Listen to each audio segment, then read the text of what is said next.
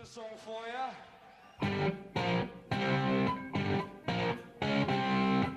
You're listening to Deep Purple Smoke on the Podcast. I will do one episode for each song the band recorded in the studio. However, this is a fan podcast and not band endorsed. It's more of a tribute to their long history, well beyond just the hits, and my way of giving something back to a band that has given so much to me. Let's dig in!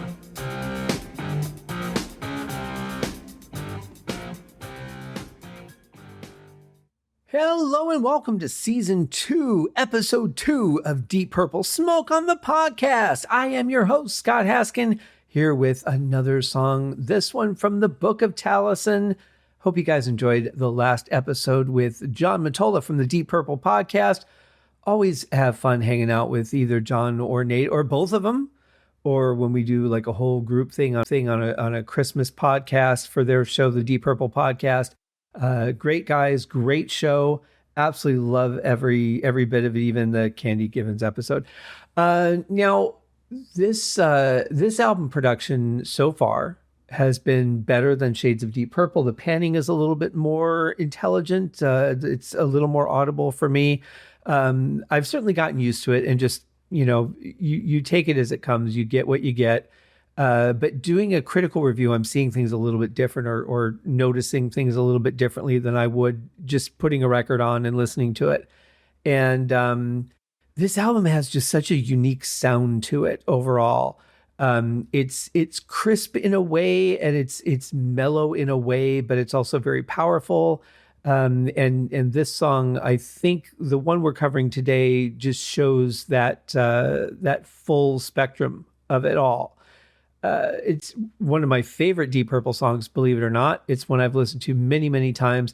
At times too, and I'll let you know when we get to the point, but if I need to get just like all pumped up for something, this is one of the songs that I'll put on. And it's really powerful for me. It's called Wring That Neck, but in America, of course, that's just too shocking. How dare they? So they had to use an alternate title called Hard Road. It's so interpretive with an instrumental. It could really mean anything. And I've learned that with my own music. I don't, for me as an artist, I don't really care if people necessarily get whatever was in my mind when I wrote the piece of music. Like, let's say that I write about flying through the clouds, and the listener thinks about walking through a forest. Okay, that's fine. As long as it made you feel something and you enjoy what you're hearing, that's really all that matters. When it comes to Deep Purple, I don't know if they had anything specifically in mind, any kind of visual representation of the music. Very may well not have, but what we get is a great instrumental. It's interesting, though, coming off such a heavy, not heavy by today's standards, but at the time, certainly a very heavy album opener, and then to go into an instrumental shuffle that's a bit mid-tempo is kind of an interesting transition. Again, this is something I've never really thought about until I sat down to do a critical review. But the song itself, like I said, definitely one of my favorites. Here it is, Wring That Neck, or if that title is too much for you, Hard Road.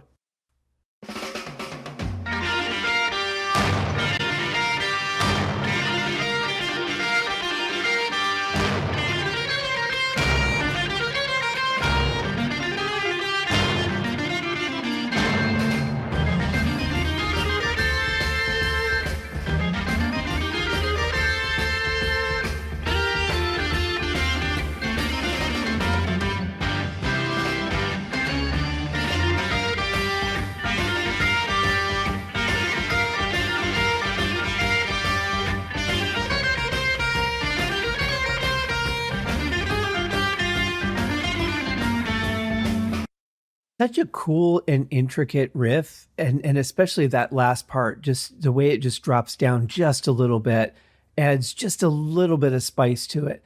But it's a lot of fun. It's a nice shuffle. A shuffle is always good to have on an album, Roger Glover will say. But there's just something about the feel of this. as a keyboard player, I would think it would be a little easier to play than it would be for a guitarist, but maybe um, that's more done with the fret hand than it is picking. I'm not sure. Don't think I've ever really noticed a live version. There is a live version on the deluxe Book of Taliesin album. That I don't think it was released on vinyl, just CD as far as I know. But it is one of those BBC Top Gear sets. It's for me a little bit rough to listen to. It's very, very mid-range and not balanced the greatest, but there are not a lot of great Mark One live recordings, and that's just a fact. It's not bad among the rest of them, but just to listen to it on its own, not that great, but the performance is definitely there. This is one that they would go on to do for a while. But definitely a cool song. I love this opening riff.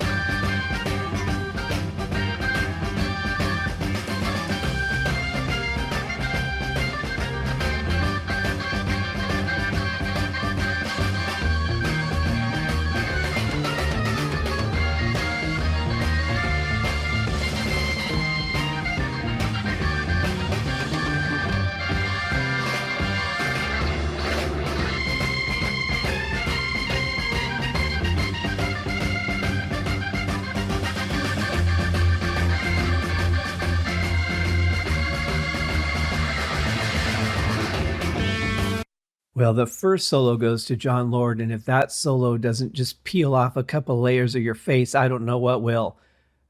Killer, killer playing. And thinking about, how that would be played on keyboard, just the main riff is a lot of the first and second finger. I would imagine that, going into this solo, this has got to be a real exercise for the hands for a keyboard player. But killer solo, full of energy, really stayed within a small range on the keyboard, though not a lot of, top to bottom range of notes. But that's okay because what was played was very powerful, really energetic. I love how harsh that Hammond sounds. Really, really good solo. And now, of course, as we will see with so many of these songs, we go back and forth trading solos, and this next one goes to Richie.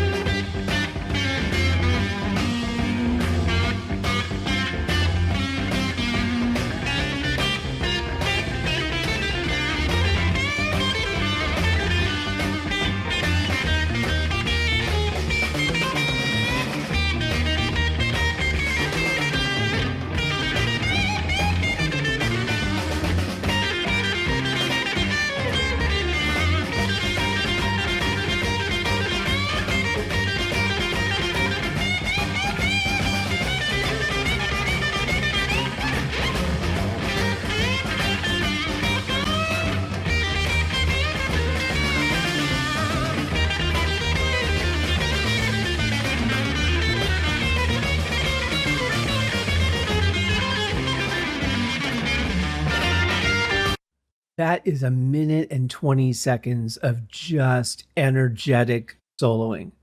Absolutely love it. I feel like his solo so far on this album have been far more cohesive than on Shades of Deep Purple. I think he's figuring out what he wants to be in this band, how he wants to shape the music. But just this is just a wonderful lyrical journey on guitar. And where John's solo was a little more powerful, and just kind of raw energy coming out of the gate. This one is a little more lyrical, a little more of a journey up and down the scale. But it really feels good. I've always loved that solo.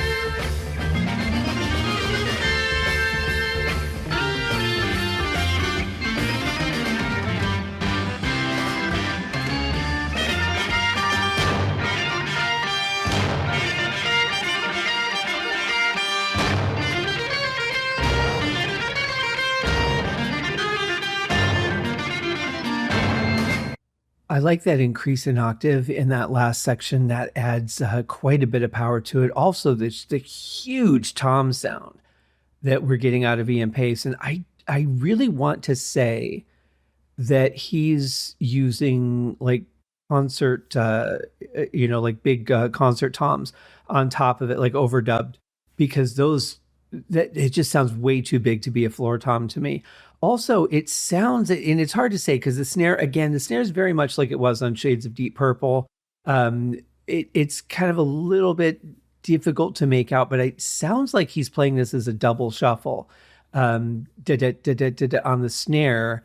But when I've seen it live, I don't think he does. So he might have just done that in the studio, or it could just be the way it's sounding. But it sounds like it's hitting on both notes. So I don't know for sure, but that's what I'm getting out of this version. And again, I've never really thought about it because double shuffles were not something I was very familiar with. So I just kind of took it as here's what I'm hearing. I always just assumed it was hi-hat, but now that I'm really listening closely, it sounds like it's two hits on the snare. I'm honestly not sure. It's really hard to tell.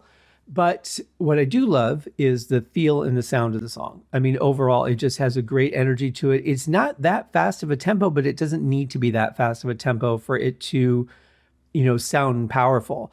And I think if it was too much faster, is that the right way to say it?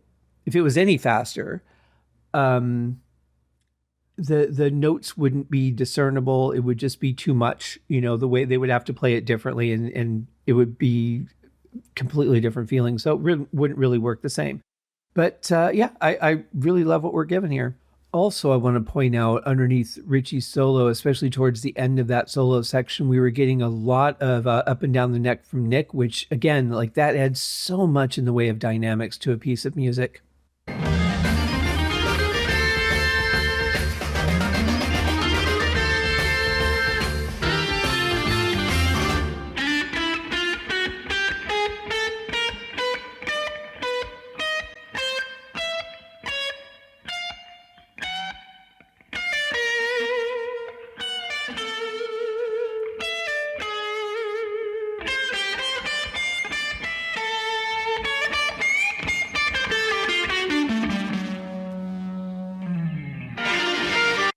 So this is the first sort of concert style ending, I want to say, and this is something that you would see live as well, with everyone dropping out and it just being Richie really stretching for those notes, which, I can almost just feel him like really pushing to hit the next one.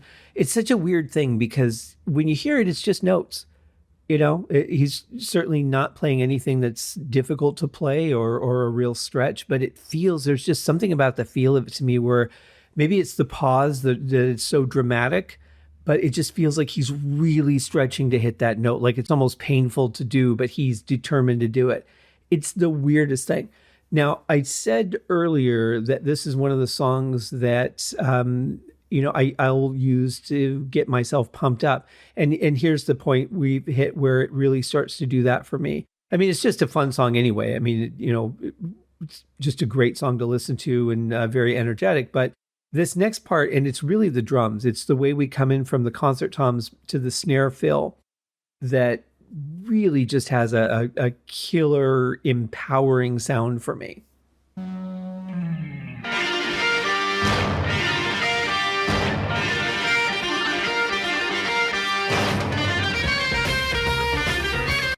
It's really such a simple little fill, isn't it? I mean, da da da da da da da. Really simple, nothing difficult. But again, it's just the timing of it. It's the power coming out of those toms back into the snare, into the riff again. The band just dropping out and being start and stop. I don't know. There's really just something about the construction of this that it just feels so powerful to me. And one of the reasons I love this song so much.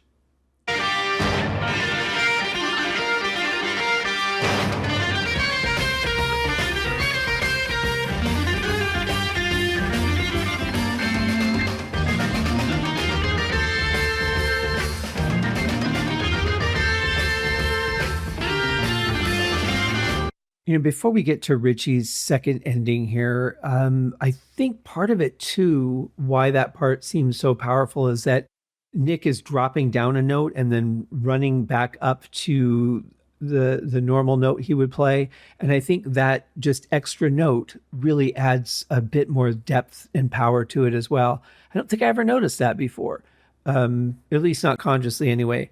But it has a good feeling to it. And I think that, again, just like another change, another addition, something more dynamic, just gives that much more push.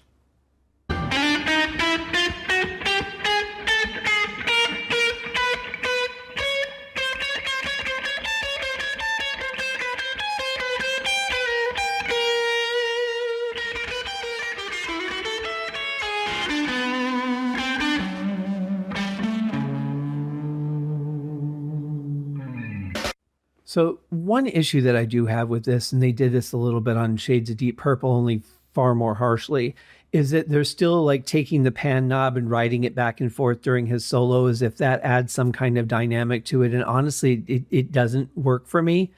I don't know if that was a common technique. I can't really think of other songs that did that too much.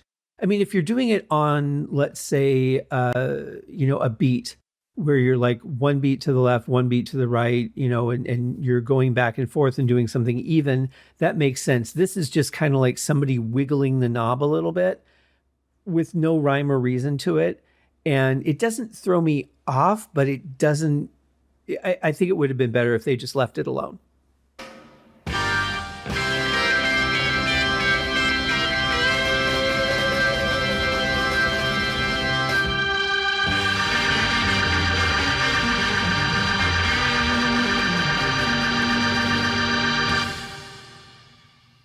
And there it is, folks. Wring That Neck, or Hard Road, as it's also known. Killer song, great energy, love the ending.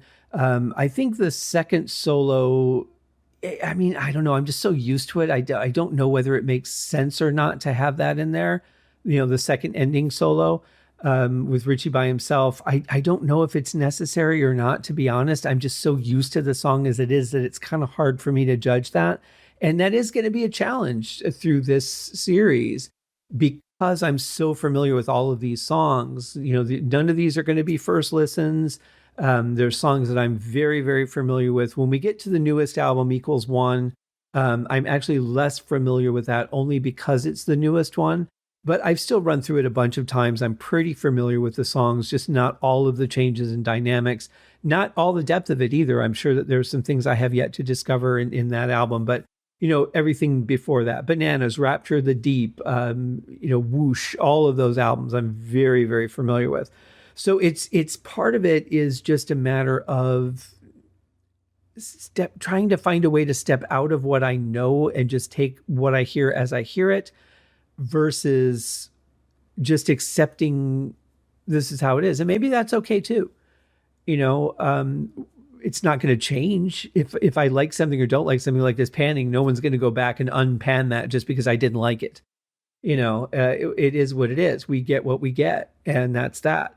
So it may not matter whether I'm able to find something critical in it or not, or maybe peel back some of the layers a little bit. I'm just presenting what I feel in the moment. That's the way that I did the Uriah Heep show. And the advantage there for some of it was that I had never heard some of those songs. So those, many of them were first time listens, especially going through, the post Byron eras. There were some albums that I had literally the entire album was a first time listen. So this is going to be a little bit different, but it's going to be interesting as I've, already on this album found something that I don't think I'd heard before, certainly did in the last season. So that's going to be fun as well, as discovering some of these newer songs as I'm approaching them from a different perspective and digging into them a little more deeply than I normally would. The other thing I think you find too is as you really know a song, when you listen to it, you tend to change your focal point to the specific things that you want to hear at that point. So for example, if you're a guitar guy, you're probably maybe not listening, that's great. Listening to the vocals as much and really focusing in on what the rhythm is during the verse or the chorus. If you're a drum guy, you're probably paying attention more to the beat. And when certain things happen, your focus goes to those certain things. So to try and pull my focus away from those things and pay attention to things that I don't normally pay attention to is part of the fun of this. And it's certainly a big challenge. I know my friend Nash, great guy, lives in Australia, very talented composer. He told me once, if you really want to get to know a song, pick one instrument in that song and listen to it over and over and over until you know every single thing that instrument does. Then you pick the next instrument and you go through and you do exactly the same thing. And you repeat that process until you know what every single instrument is doing. Now, when you live in the world of electronics like I do, and you write a lot of like new age or instrumental type music, it does get a little bit difficult to discern the different sounds and try and follow and capture everything. With a rock band, it's a little more simple, especially when you only have 5 guys, not a lot of overdubs, except for maybe solos and vocals. Makes it easier to go through and really pay attention to what every instrument is doing. So I feel like I know all of that in these songs, but I love that I'm discovering that I don't. And I think that's why. I think there's just certain things that my focus gets pulled to. When I know that one exciting fill's coming up, I pretty much block everything out and listen to that drum fill. I know that things happen. I know what they are, but I'm not focused on them at all because I'm anticipating that drum fill that's so exciting for me. So yeah, that's pretty much the approach I'm taking on these songs, and just really trying to pull my focus, I guess, to things that I don't normally focus on, and get to know the songs a little bit better as I share them with you. So hopefully it's enjoyable for you guys. We'll see. Time will tell. I'm about 5 weeks ahead recording from the release date. So I'm just having so much fun with it. I'm kind of recording one every day, but one doesn't come out every day, only 4 do a week. So I'm getting ahead of things a little bit already, only at the beginning of season 2. But that's how much excitement I get doing these episodes. And hopefully you guys will feel that excitement too and enjoy the songs. Maybe these are songs that you're not that familiar with or kind of dismissed because of the production or whatever. Who knows? It's going to be a different journey for everybody. And that's part of the coolness of it. And you can pick and choose what episodes you want to listen to. If you're like, I don't want to hear about Woman from Tokyo, you can skip it and go to a different episode. I love that about doing one song per show. Just gives the listener that ability to, you know what, I what was that thing in Mandrake Root? And you go back to that episode without having to, go through the whole album like most of us do on other shows. The Deep Purple podcast does it that way. I do that on Haskincast. That's very common. Tom Petty podcast, all of that. Van Halen. Well, Van Halen was one song at a time based on the wheel, which was a really cool concept that a lot of other shows adopted. But for me, I'm more of a chronological guy. And it's easier for me when I do shows by myself to just go in order. That way I make sure I didn't miss anything. I'm not hurrying up and doing all the shows I really want to do and then left with the ones that aren't as exciting to me. There's shows I wanted to do right off the bat, like Shadows actually was one of them. I'm like, man, I can't wait to get to Shadows. But before I do that, I got to do Help and, all these other songs. But then I look at them like, it's not got to do them. I want to do them because they're all great songs. And yes, there's a couple of songs that I don't like, but I'll do those in order along with everything else. And that's the way it's going to be on this day. I hope you guys enjoyed Wring That Neck. It's a great song. Like I said, one of my favorites. The next show, we'll do the next song. Now, before I wrap up, I've been meaning to do this. I keep forgetting about it. I get so into the song that I forget about the house cleaning type things. If you're enjoying the show, please go to iTunes or Apple Podcasts and leave a star rating. And if you like a review, that's fine. If you are finding enjoyment in the show and want to support the show, there is a Patreon. It is Smoke on the Podcast on Patreon, of course. What else would it be? If you don't want to do Patreon but still want to support the show, please reach out to me. And there's PayPal, there's other ways to do things. But thank you guys so much for listening. I really appreciate it. I hope that you've been enjoying this so far. I know a lot of people kind of shy away from Mark 1. They're like, Mark 2 is the true Deep Purple or whatever. And that's fine. personally, I like all the eras of the band. There isn't an era that I don't find great enjoyment in. So to me, I'm always a big proponent of music not being a competition. It doesn't matter if you like Mark 1 more than Mark 2 or Mark 2 more than Mark 3 or whatever. It really just doesn't matter.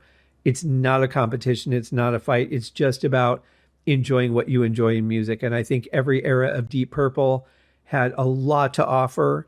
Didn't matter who was in the band. Everybody was a great contributor.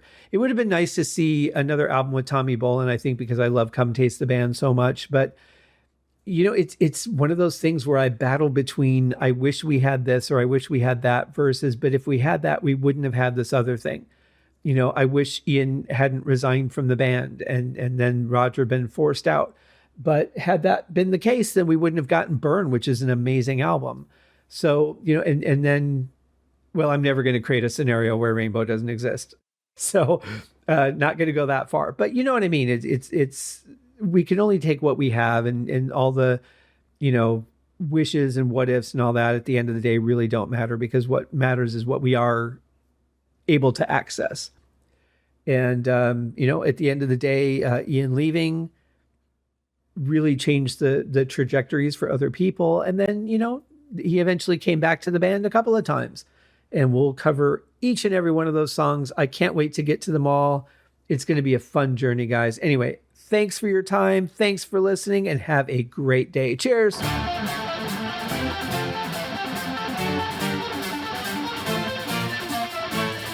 Thanks for listening to Deep Purple Smoke on the Podcast, a tour of the entire Deep Purple studio recordings. Please remember to give the show a rating on Apple Podcasts or wherever you're listening. Leave a comment and tell your friends. I also have a Patreon set up if you'd like to support the show. You can also write to me at smokeonthepodcast@gmail.com. I hope you enjoyed the episode, and thanks for listening.